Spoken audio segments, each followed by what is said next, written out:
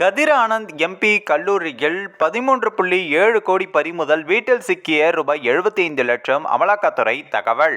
அமைச்சர் துரைமுருகனின் மகனும் வேலூர் திமுக எம்பியுமான கதிர் ஆனந்திற்கு சொந்தமான கல்லூரியில் இருந்து 13.7 கோடியும் அவரது வீட்டில் உடைக்கப்பட்ட லாக்கரில் இருந்து ரூபாய் 75 லட்சமும் பறிமுதல் செய்யப்பட்டுள்ளதாக அமலாக்கத்துறை தெரிவித்துள்ளது. முதல்வர் ஸ்டாலின் அமைச்சரவையில் நீர்ப்பாசத்துறை அமைச்சராக இருப்பவர்தான் துரைமுருகன். திமுகவில் பொதுச் செயலாளராகவும் செயல்பட்டு வருகிறது. இவரது மகன் கதிர் ஆனந்த் வேலூர் திமுக எம்பியாகவும் உள்ளார். மேலும் இந்நிலையில் தான் ஜனவரி மாத தொடக்கத்தில் கதிர் ஆனந்துக்கு சொந்தமான இடங்களில் அமலாக்கத்துறை அதிகாரிகள் அதிரடியாக சோதனையும் நடத்தினர்.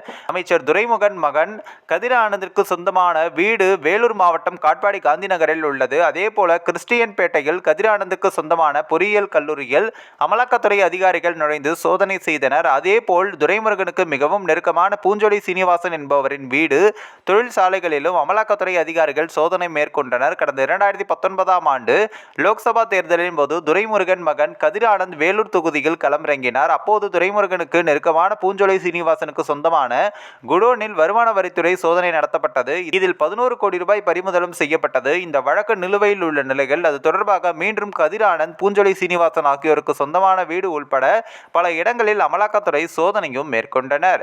இந்த அமலாக்கத்துறை சோதனையின் போது கதிர் ஆனந்த் வீட்டில் இருந்த லாக்கரை திறக்க சாவி இல்லை. இதனால் கடப்பாரை கொண்டு லாக்கர்கள் உடைக்கப்பட்டு சோதனை என்பது மேற்கொள்ளப்பட்டது. இந்த சோதனை 3 நாட்கள் தொடர்ந்து நடந்தது. ஒரு வழியாக முடிவடைந்தது. சோதனையின் முடிவில் முக்கிய ஆவணங்கள், சொத்து பத்திரங்கள், டிஜிட்டல் ஆவணங்கள் உள்ளிட்டவற்றை அமலாக்கத்துறை பறிமுதலும் செய்வதாகவும் கூறப்பட்டது.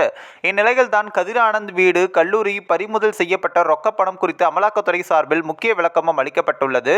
அதன்படி வேலூர் திமுக எம்பி கதிர் ஆனந்திற்கு சொந்தமான கல்லூரியில் ரூபாய் 13.7 கோடி பறிமுதலும் செய்யப்பட்டது. கதிர் ஆனந்த் வீட்டின் லாக்கரை உடைத்ததில் ரூபாய் 75 லட்சம் சிக்கியது. கல்லூரியிலிருந்து ஷார்ட் டிஸ்க் மற்றும் சொத்து ஆவணங்களும் பறிமுதலும் செய்யப்பட்டுள்ளது என்றும் தெரிவிக்கப்பட்டுள்ளது.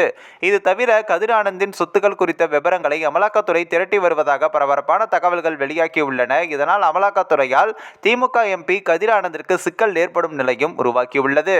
இந்த ஒரு வீடியோ குறித்து உங்களுடைய கருத்துக்களை நீங்க மறக்காம கமெண்ட்ஸ்ல சொல்லுங்க. நம்ம ஏஷியாநெட் நியூஸ் தமிழையும் தொடர்ந்து ஃபாலோ பண்ணுங்க.